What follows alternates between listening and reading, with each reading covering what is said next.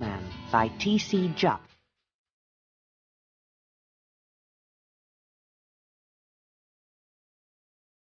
Chapter 1.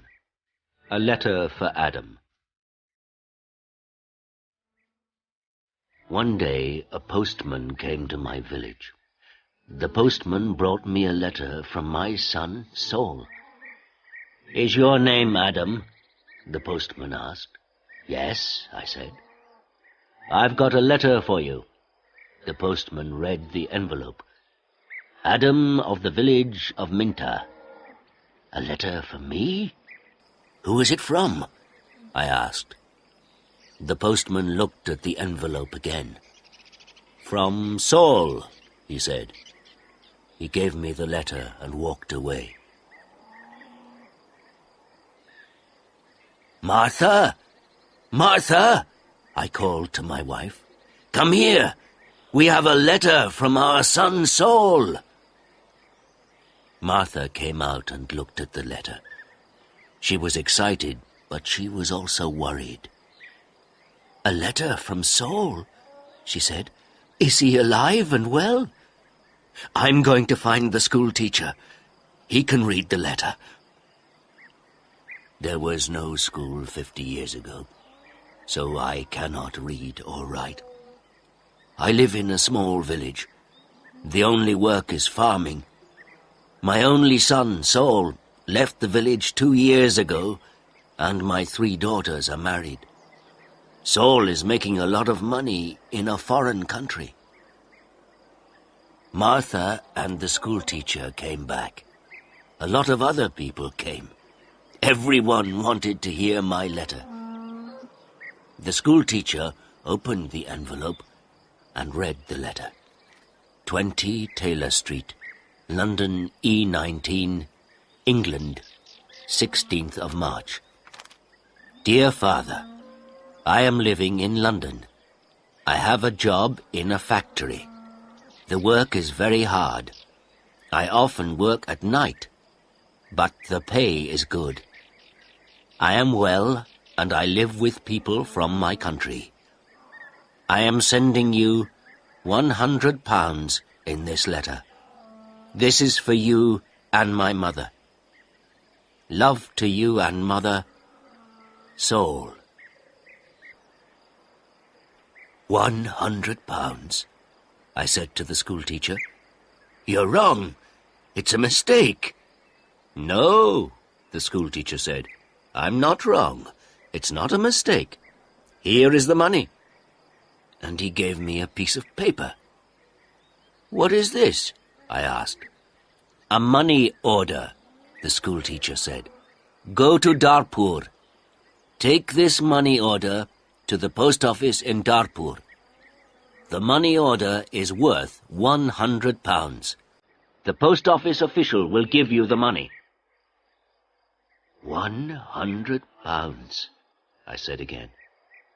Everyone laughed and said, "Adam, you are a rich man. You can buy many things for your farm and for your house. And I can buy some good food and drink in Darpur. I am going to give a party for you all," I told my friends. Martha said, "Saul is a good son."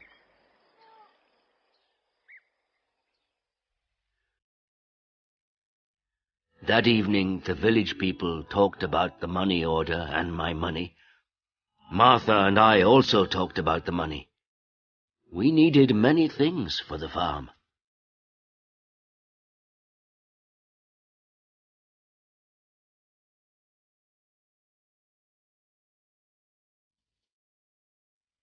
Chapter 2. Adam Darpur. The next morning I got up very early. It was dark and everyone was asleep, but I was going to Darpur. I washed and dressed carefully. I put on my best clothes and I carried my best stick. I put the money order carefully in my pocket and I said goodbye to Martha. I walked 10 miles to the main road. I sat down at the main road and ate my breakfast. I waited for the bus. I waited for 2 hours. Then the bus came, and I got on.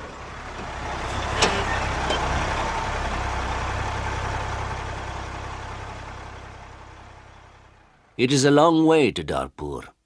The bus takes 3 hours. I arrived in Darpur and walked to the post office immediately. I do not often go to Darpur. I only know the market and one shop. This is the shop of Rick. I buy things for my farm from Rick. There were a lot of people in the post office. I asked about money orders. A man showed me the queue. There was a long line of people, and I waited at the back. Finally, it was my turn. I was at the front of the queue. But the official did not serve me. "Excuse me," I said. "It's my turn. I'm next." "You are next. Old man, I'm very busy," the official said. "Look at my papers. Look at all these people. I am very busy, and you must wait." So I waited. Finally, the official looked at me. "What do you want?" he asked. I gave him my money order. "This is my money order for £100, I replied. The official held out his hand. "Identity card?" he said. "Excuse me? I don't understand," I replied. "Your identity card," the official said again. "Give me your identity card." "What is an identity card?" I asked. "I can't give you any money for this money order. First, I must see your identity card. Your identity card gives your name and your address. Your identity card describes you. There is a photograph of you in your identity card. I don't know you. Who are you?" The official was a little angry. But I was also angry. "Who am I?" I said. "Everyone knows me. I am Adam of the village of Minta. I haven't got an identity card, and I don't need an identity card." "Old man, I'm very busy and you're very stupid," the official said. "Who are you? Where is Minta?" "Give me my money. Give me my £100, I said.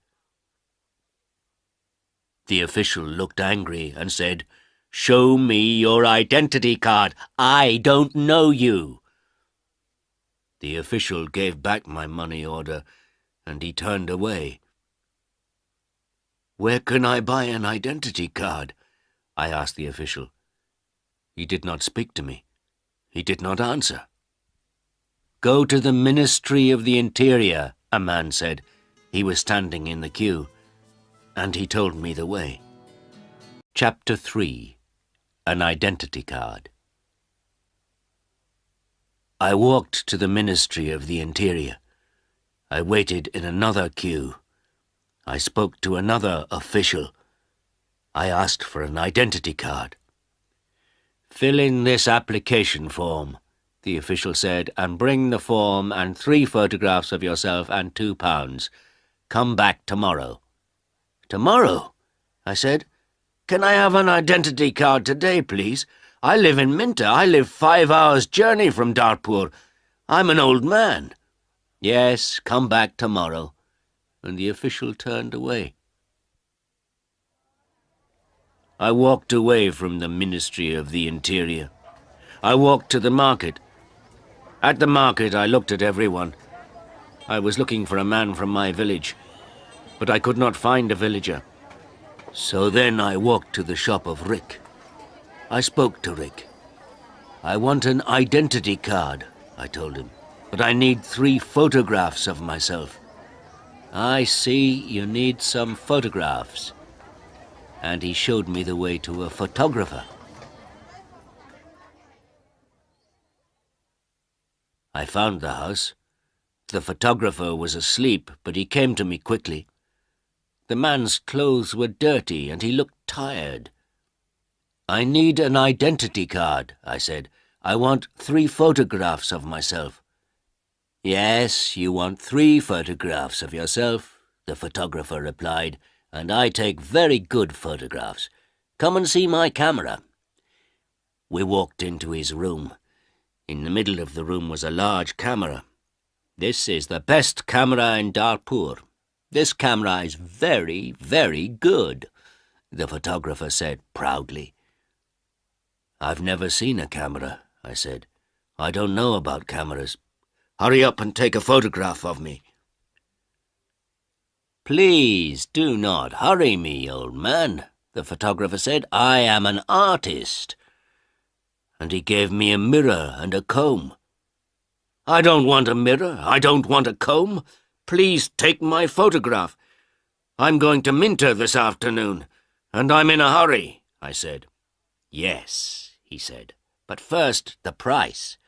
This is the best camera in Darpur, and I'm the best photographer.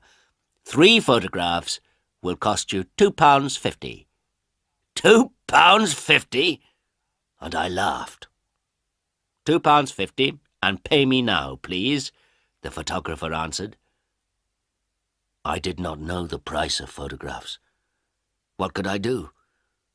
Then the photographer said, "You're an old man.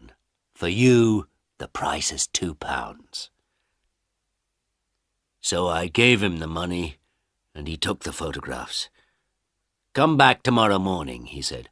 "I want my 3 photographs now, immediately," I said. "Don't be stupid," the photographer said. "Photographs take 24 hours. Come back tomorrow." What could I do? So I said, "Yes, tomorrow morning." "Good," said the photographer. "Now go. I have a lot of work. I'm very busy." I went back to the bus station. I sat on the bus for 3 hours. I walked 10 miles back to my village. It was night time, and I was very tired. Martha and my friends were waiting for me. "Where is the money?" Martha asked. "I have no money. I cannot change the money order. First I must have an identity card." And I told Martha everything. "Tomorrow I am going to Darpur again," I said. Then I did not talk again. I was very tired, and it was late at night. I lay on my bed, and I slept.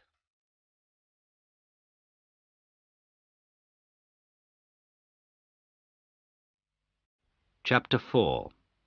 No. I woke up late the next morning. The sun was already high. I did not walk to the main road and catch a bus. All the buses go to Darpur early in the morning.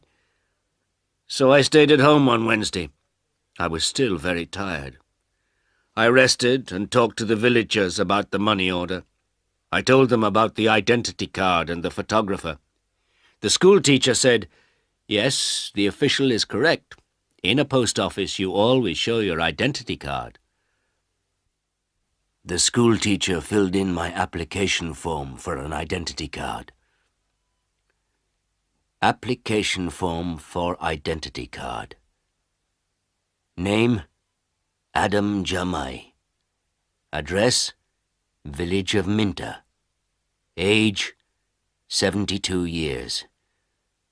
Place of birth, village of Minta. Occupation, farmer. Color of eyes, brown. On Thursday, I travelled to Darpur again. I walked to the main road, and I caught a bus. In Darpur, I walked to the house of the photographer. I knocked on the door of the house. No one came to the door. I knocked again loudly with my stick. A woman opened the door. "Who are you? What do you want?" she asked. "Can I have my photographs, please?" I said. "Your photographs? I have no photographs," the woman replied. "I came here on Tuesday. Where is the photographer?" I asked. "He's out. He's not here." And the woman closed the door. I shouted at her. "I'm waiting here for him." After a long time, the photographer came back. He looked tired, and he smelt of beer. "Give me my photographs," I said. "I have waited a long time for you." The photographer looked at me and said, "I don't know you, old man. What photographs are you talking about?" "My 3 photographs for my identity card. I paid you £2 for them on Tuesday. Give me my photographs immediately, or my money." "Your photographs? Your money? What are you talking about?" the photographer said. "Show me the paper. Show me the receipt for your money." "My receipt?" I asked. "Yes, where is your receipt?" the photographer asked. "You didn't give me a receipt," I shouted. "Give me my photographs or my money immediately." And I hit the photographer hard with my stick. I am old, but I am still strong. The photographer fell on the ground. He shouted, "Help! Help! This old man is killing me!" And I hit him hard again. Lots of people ran out of their houses. I hit the photographer again, and 2 men held me. I could not get away from the 2 men. The photographer was very angry, and I was very angry. Lots of people were shouting. Then a policeman came. The photographer shouted to the policeman, "This old man hit me 3 times with his stick. He's a thief and a murderer. He wants my money." The policeman held my arm and said, "Come with me to the police station." I did not say anything. We walked to the police station. At the police station, the policeman asked me, "Did you hit that man 3 times?" "Yes," I said. "He didn't give me my photographs." "Show me your identity card," said the policeman. "I am Adam of Minter Village," I replied, "and I haven't got an identity card." "Old man," said the policeman, "go back to your village. Don't come here and fight. Keep out of Darpur." And he pushed me into the street. I went back to my village. I was tired and angry.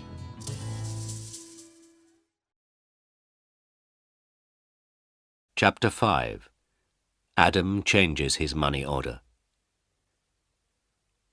Next day I told my story to all the villagers.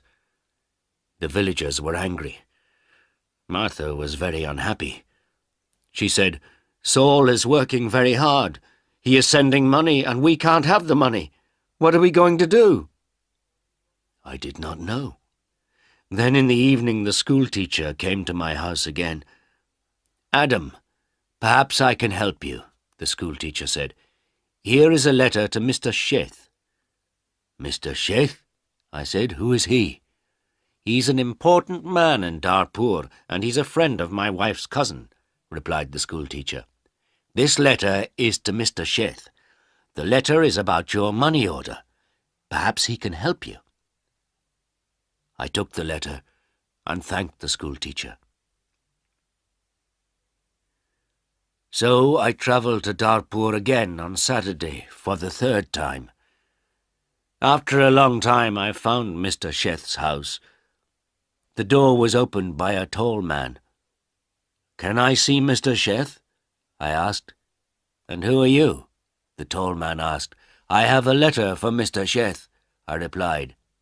"I see. Can I have the letter, please?" And the tall man held out his hand. "The letter is here," I said, and I took the letter out of my pocket. "But I must see Mr. Sheth." "Many people want to see Mr. Sheth," the tall man told me. "He is a very busy man and a very important man. Mr. Sheth is not here at the moment, but give me your letter and Mr. Sheth will read it later." I gave the tall man the letter. Then I waited. Later, a large black car came, and a man went into the house. A long time later, the tall man opened the door again. "Come in now, please, and follow me," he said. I followed the tall man. We went into a large room with fine carpets and big chairs. Another man was in the room. He was drinking. "This is Mr. Sheth," said the tall man. "I am Adam of Minter Village," I replied. "Yes, I know," said Mr. Sheth. "Thank you for the letter. I hope I can help you. I like to help people. Please, sit down." Mr. Sheth smiled. His clothes were new and smart. "Thank you," I said. "Can I see the money order, please?" Mr. Sheth asked. I took the money order out of my pocket. By now, the money order was dirty and looked very old. I gave it to Mr. Sheth. "This money order is for £100, I said. "My son sent it from a foreign country." Mr. Sheth unfolded the money order and looked at it. "You can't change this money order," he said. "This money order is not worth £100. This money order is worth nothing." "Worth nothing? Worthless?" I asked. Then Mr. Sheth looked at the money order again. "Yes, worthless.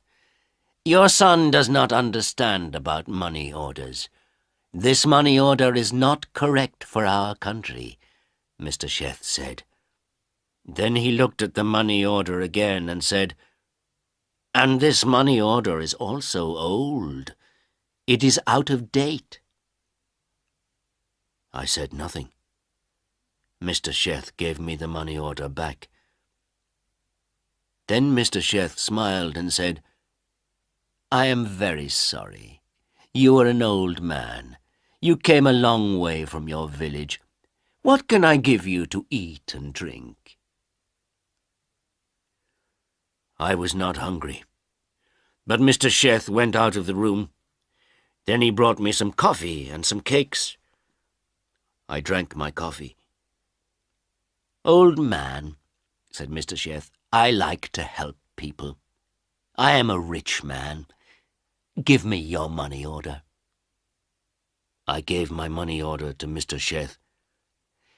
"Yes, this money order is worthless," he said again, "but I am going to help you. I am going to change this money order for you. I am going to give you some money." Mr. Sheth went out of the room. I felt very happy again. After a few minutes, the tall man came into the room. He gave me an envelope. "This is from Mr. Sheth. You can go now," the tall man said. I went out of the house. I walked along the road to the bus station. I opened the envelope and I took out my money. I counted the money. It was £10. I thought about my only son, Saul. My son Saul had sent me a money order for £100. Mr. Sheth had given me £10. I felt old, and I felt poor again.